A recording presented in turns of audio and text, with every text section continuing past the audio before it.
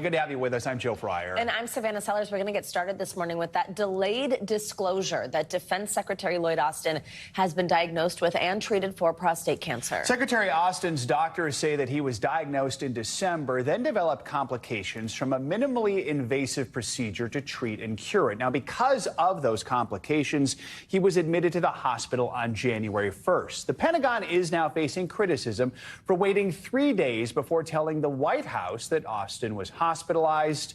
The move is even prompting a formal inquiry by the House Armed Services Committee.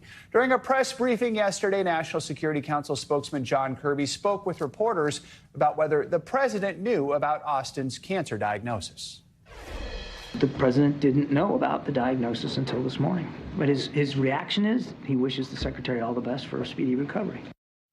NBC News medical contributor Dr. Kavita Patel is standing by to help us better understand this diagnosis. But first, let's bring in NBC News global security reporter Dan DeLuce for more on the fallout. Dan, good to have you with us. So what new details are we learning about this timeline, which has sort of been developing over the past several days, and who may have been notified during Secretary Austin's hospital stay and this procedure?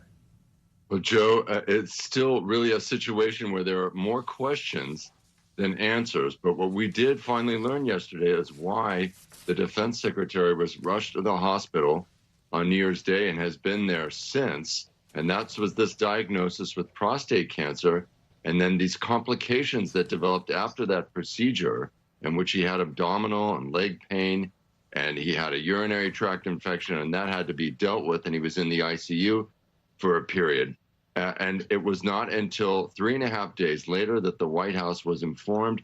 And as we learned, the president was not even told about the diagnosis now until yesterday. So still a lot of questions as to why the defense secretary and the senior staff were not choosing not to inform the White House of the whole situation.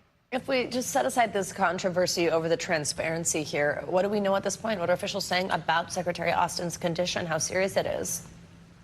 It is not serious. They say, doctors at Walter Reed say he is recovering well from those complications now. He is out of the ICU, and the Pentagon said he is fully engaged in his job, fulfilling his duties. But then again, they're not able to say when he might be able to travel again. And for example, there's a pretty major NATO-Ukraine-related set of meetings in Europe scheduled later this month.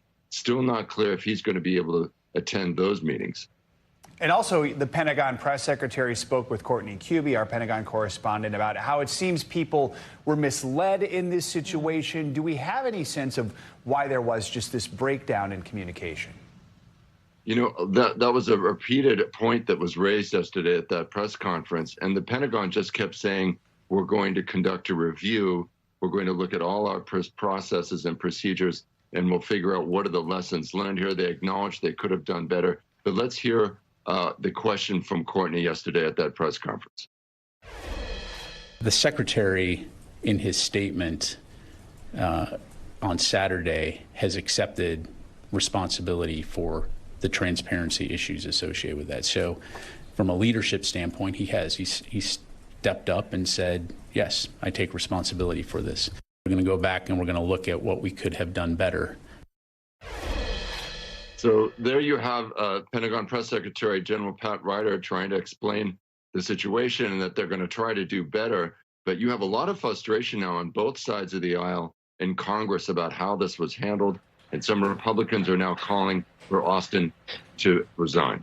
All right, Dan DeLuce with the very latest. Dan, thank you so much. Let's now bring in Dr. Kavita Patel for more on this. Hey, Dr. Patel, good morning. So according to the American Cancer Society, prostate cancer is one of the most common cancers among men, but also the prostate cancer risk is higher in African-American men. Tell us what we should know here.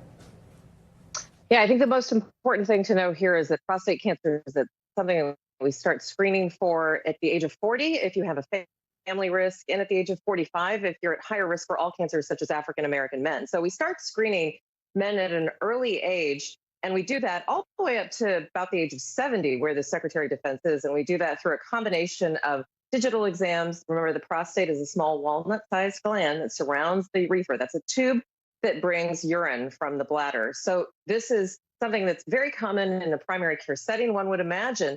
that what led to the prostatectomy, which is a procedure after they detect prostate cancer, which can help remove part or all of the prostate gland.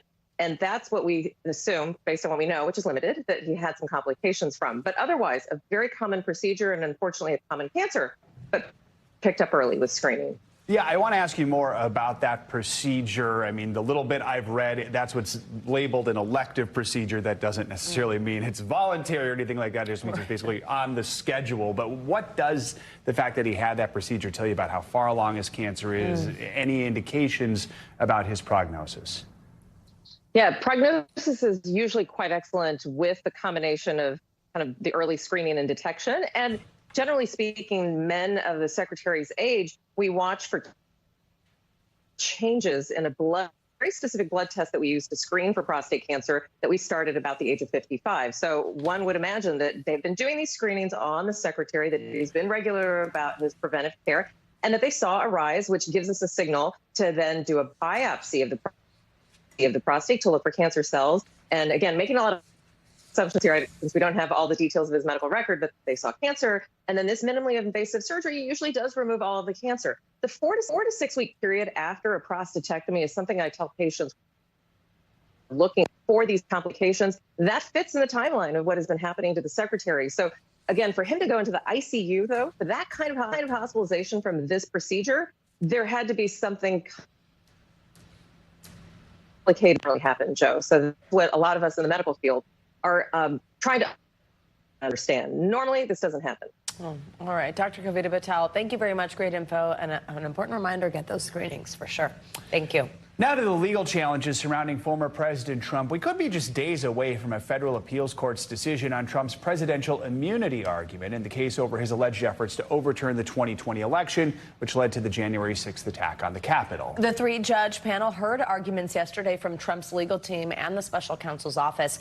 The former president's lawyers claim he has immunity from prosecution because he was in office on January 6th. After the hearing, Trump echoed that sentiment to reporters. That's a very sad thing that's happened with this whole situation. When they talk about threat to democracy, that's your real threat to democracy.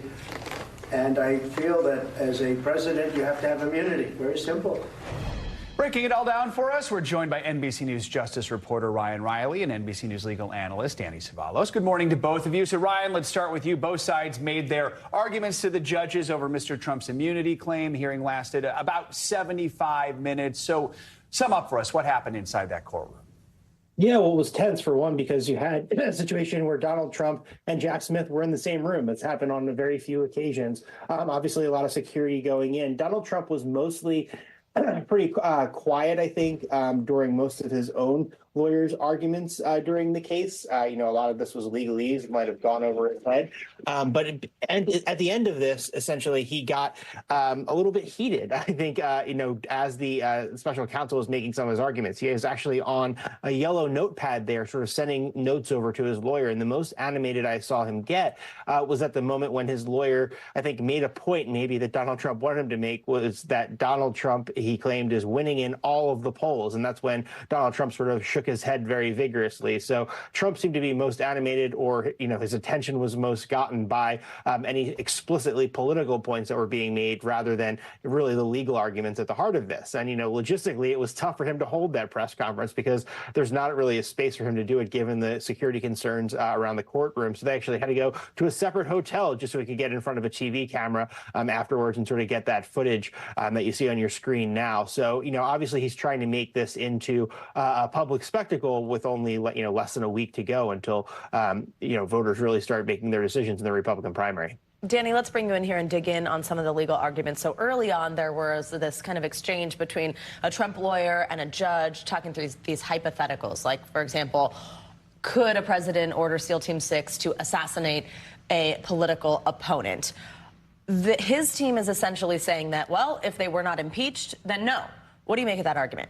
So there's been a lot of focus on that SEAL Team 6 exchange, and it's really part of a minor argument of the Trump defense. The main argument is that Trump is immune for anything he did that's within the outer perimeter of his official acts. But their secondary argument, which is creative but probably ultimately a loser, is that in order to be prosecuted, Trump must have been, for official acts, not private conduct, in order to be prosecuted, Trump must have first been impeached and then additionally convicted. And the example given, as we heard, was, well, what if he used SEAL Team 6 to assassinate a political opponent? Frankly, folks, I think that's a bit of a dangerous analogy because I think we would all agree, unfortunate as it is, that a president would never be prosecuted for an act of war, for sending the military to places where even innocents are killed. Nobody has ever argued that every president who has sent the military into a hotspot is prosecutable for murder. Some have suggested it. People will say that, but it never actually happened. So that example, I think, was a little flawed. But what you're seeing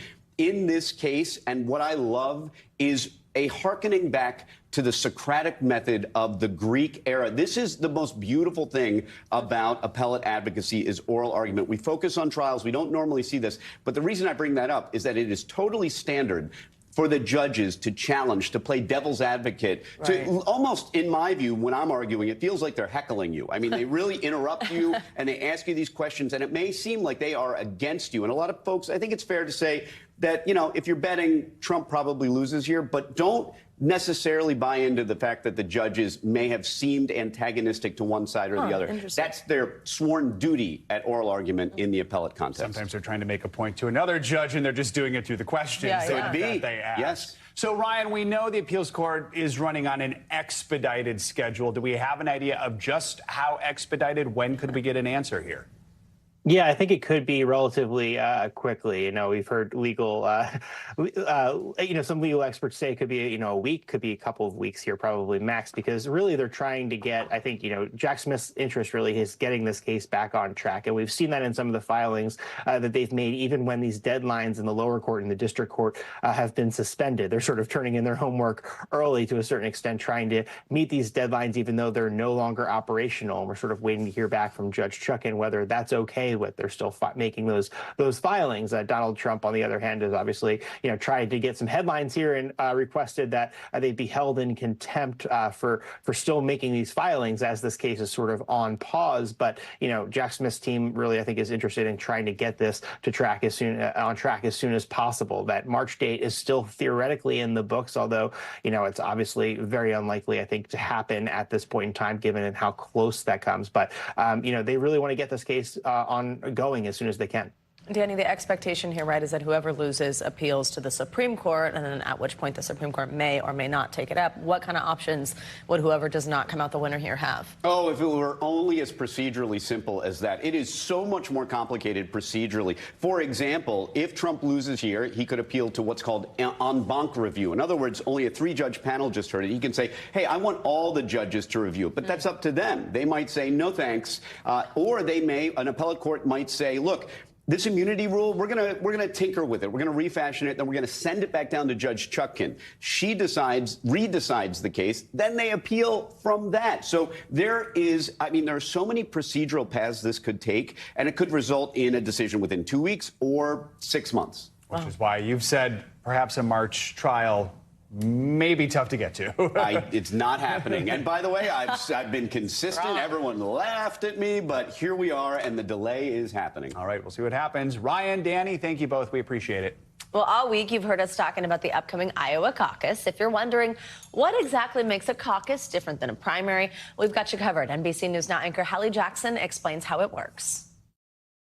It's a tradition we've watched for about half a century. I'm committed. Come on, Jackson. Jackson people, right in here. Iowa, like it has since the 70s. Yesterday, about 50,000 Democrats in Iowa met in caucuses. What happens here tonight is a little unusual. Today, it's all about making sure people know where they're going to caucus. Leading the nominating process for Republicans. Hello, Iowa. You're going to win this election for us. So what actually is a caucus? Well, let's start with what it's not. It's not a primary. It's a closed-door meeting. And this year in Iowa, those meetings will happen in places like church basements, school cafeterias, and community centers in more than 1,600 precincts across 99 counties. The caucuses only involve people in the same party.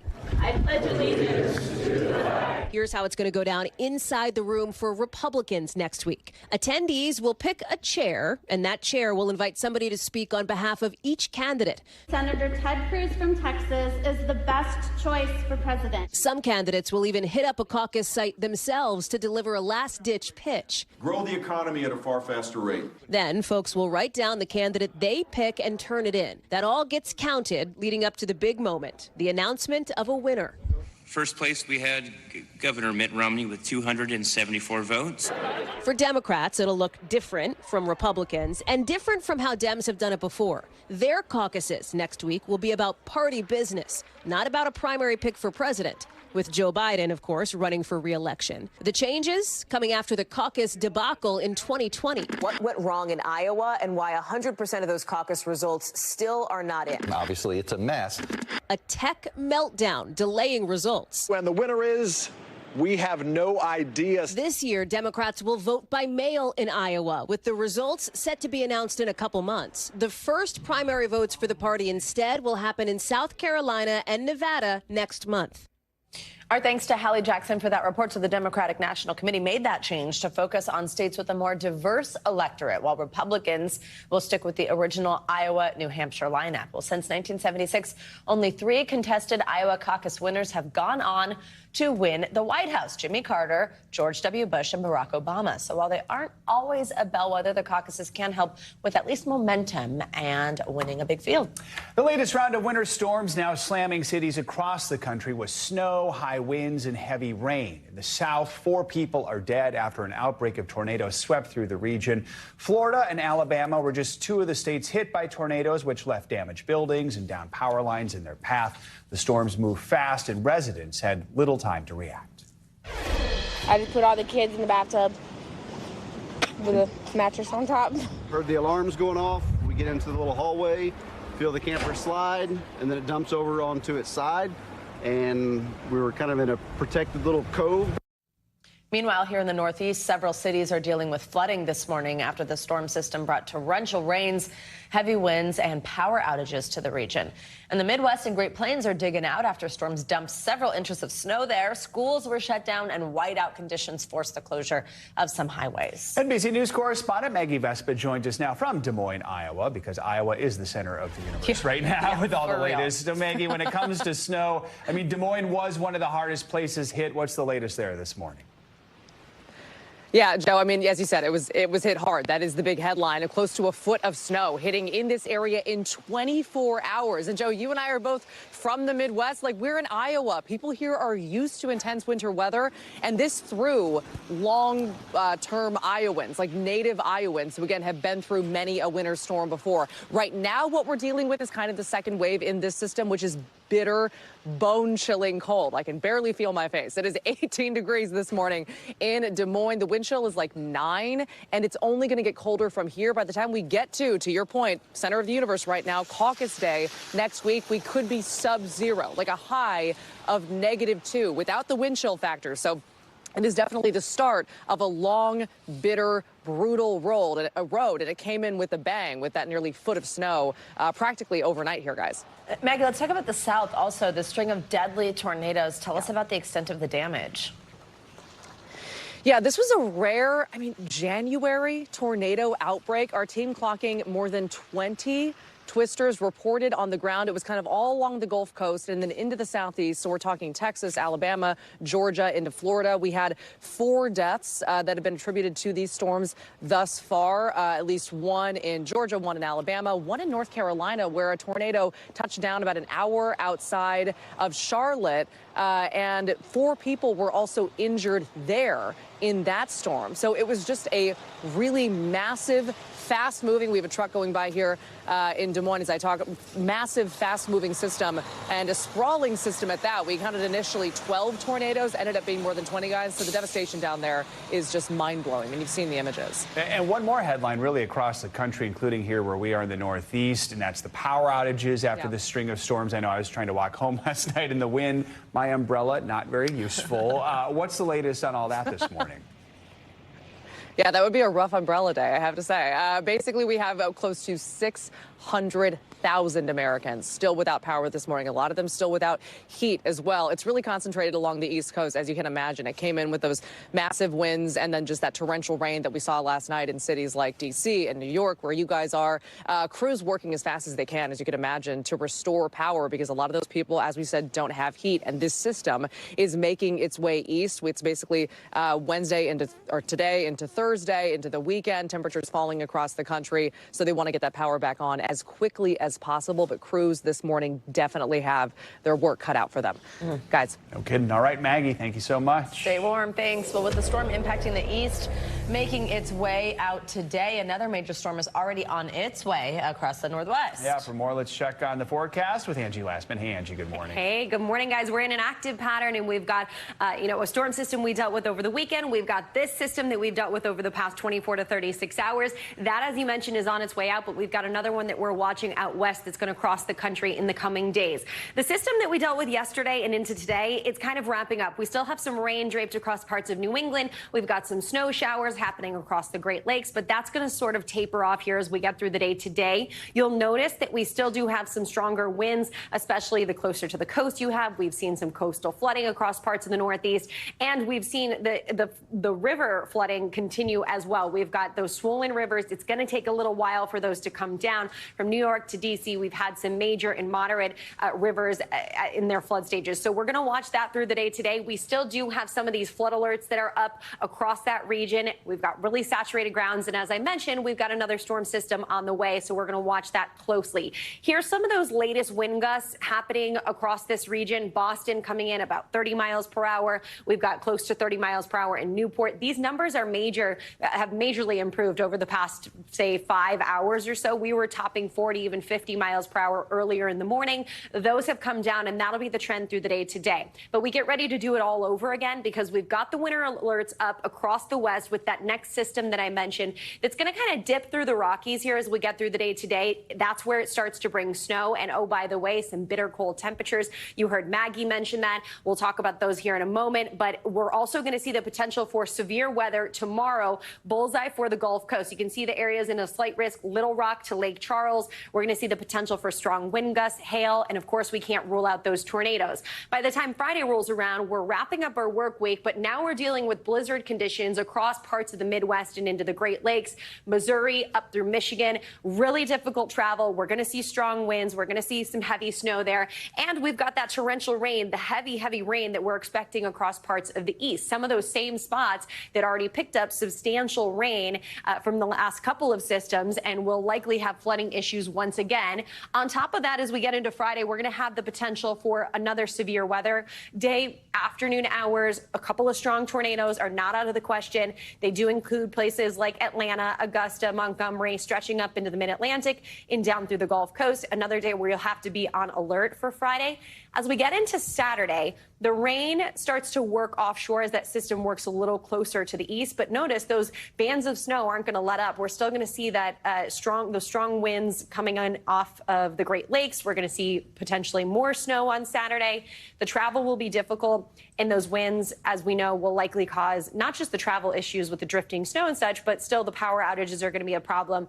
And we've got really, really cold air working into the middle of the country and eventually the Midwest and Northeast down the line. There's that low that works up in Canada, and the circulation around it pushes that Arctic air into parts of the United States. This is really going to be the coldest that it's been so far this season, guys. Check out some of these daytime highs as we get into next week.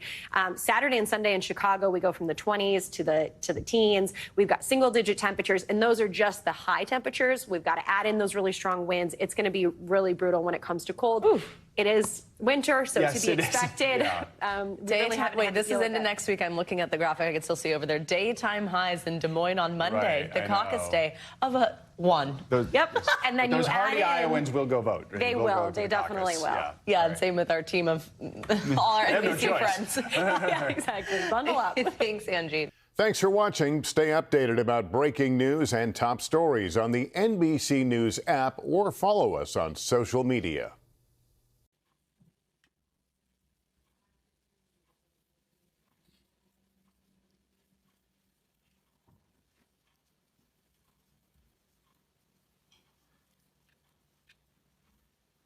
Mũi kép thứ 24.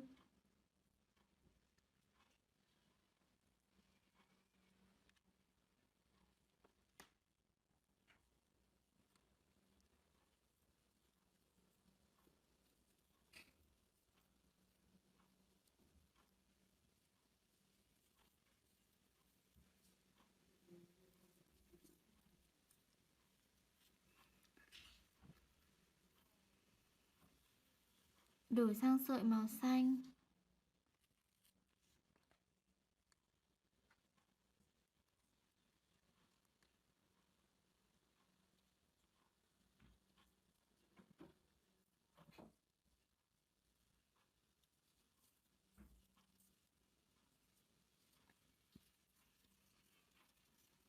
Tiếp tục móc 30 mũi kép bằng sợi màu xanh. Mũi kép thứ 3.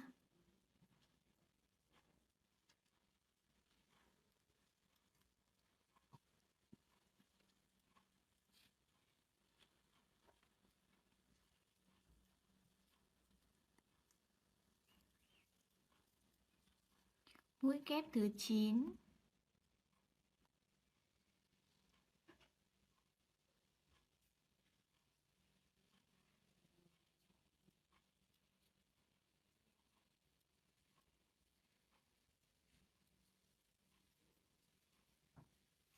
Mũi kép thứ 13.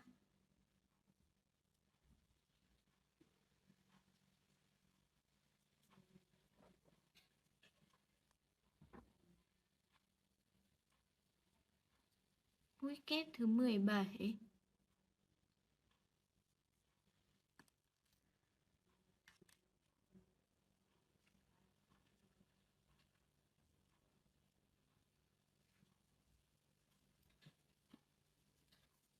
Tiếp tục móc mũi kép cho đến hết hàng.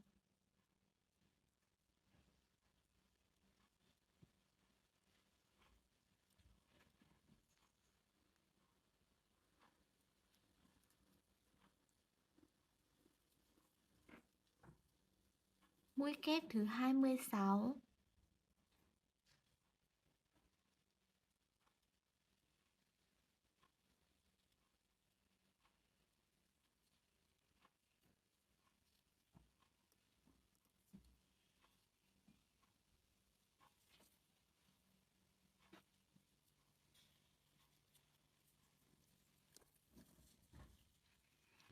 Hàng mũi kép màu xanh thứ 2.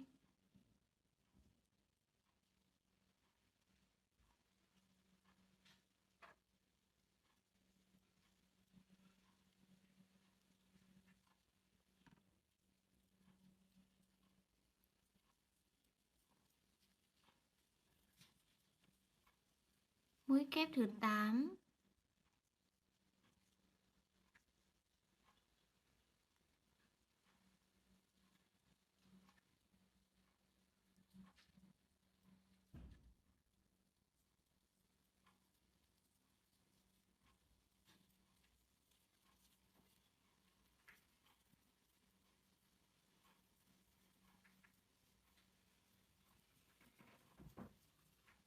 Mũi kép thứ 16.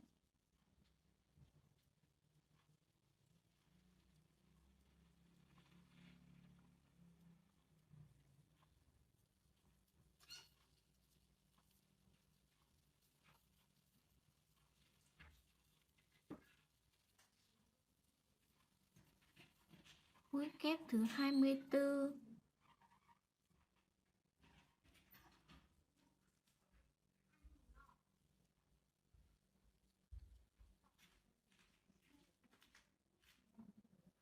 Mũi kép thứ 29.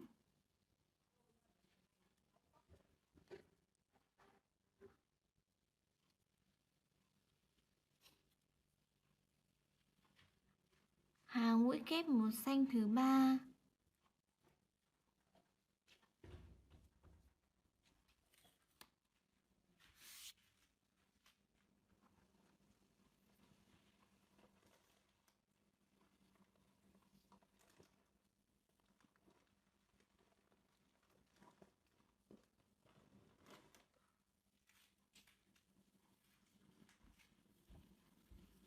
Mũi kép thứ 5.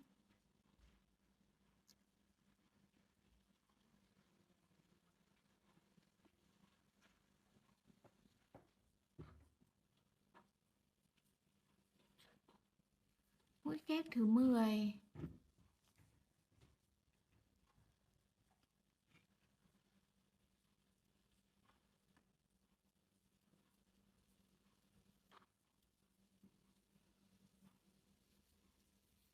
Mũi kép thứ 15.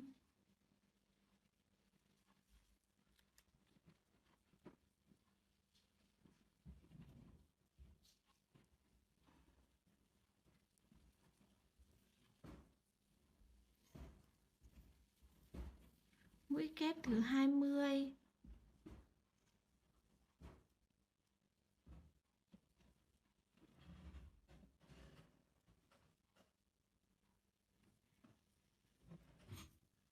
Mũi kép thứ 25.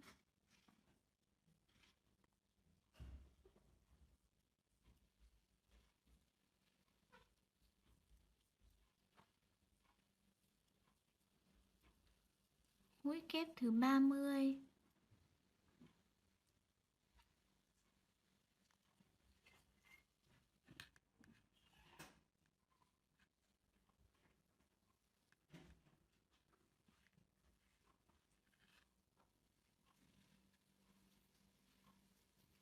Đổi sang sợi màu. Tiếp tục móc bằng sợi màu xanh. Móc hàng mũi kép thứ 4 bằng sợi màu xanh.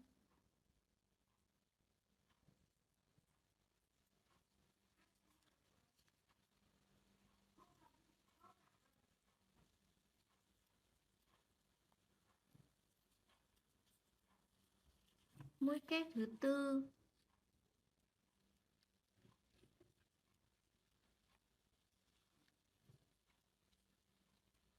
Mũi kép thứ 8.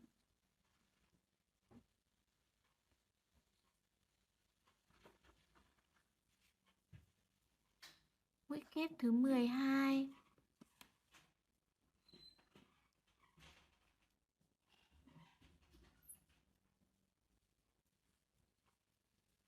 Mũi kép thứ 16.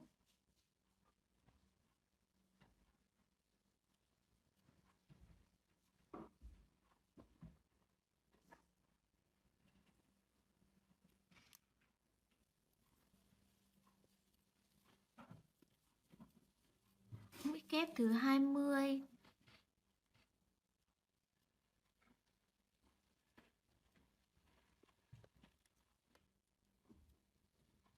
Mũi kép thứ 24.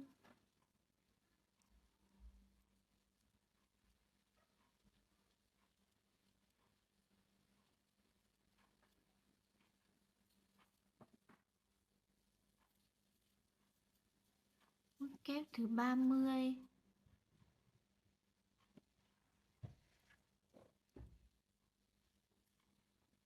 Đổi sang sợi màu trắng.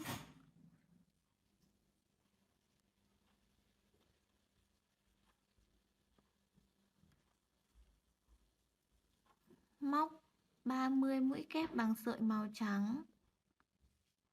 Mũi kép thứ 3.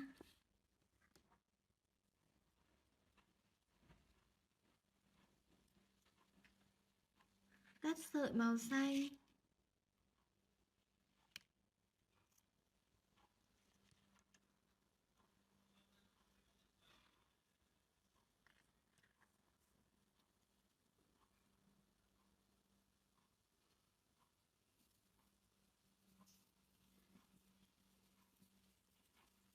Kép thứ 6.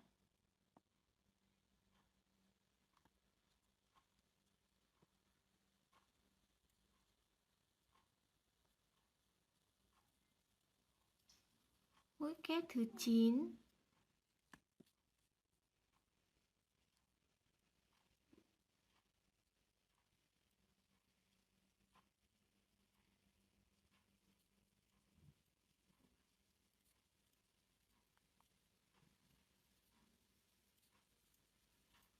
Mũi kép thứ 15.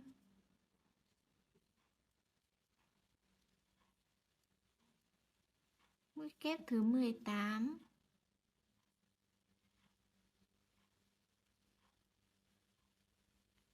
Mũi kép thứ 21.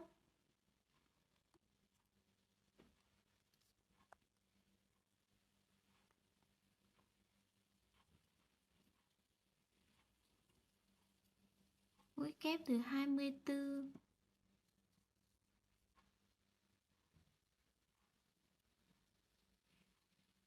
Mũi kép thứ 26.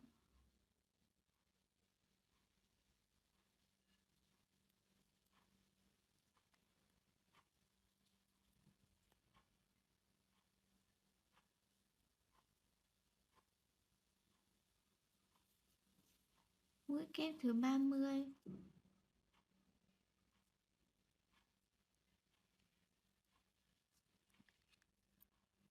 Cắt sợi.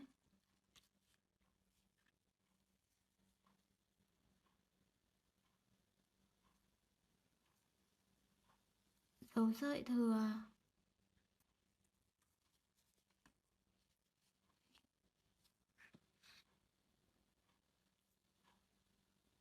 Móc 50 mũi xích bằng sợi màu xanh.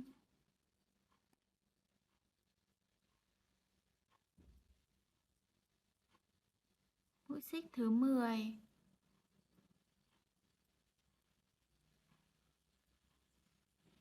Mũi xích thứ 20.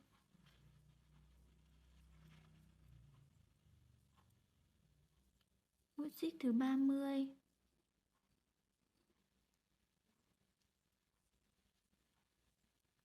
Mũi xích thứ 40.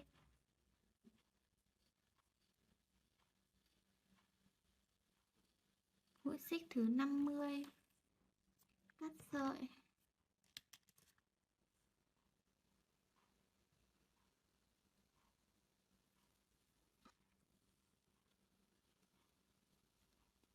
Khâu dây rút vào hàng cuối cùng.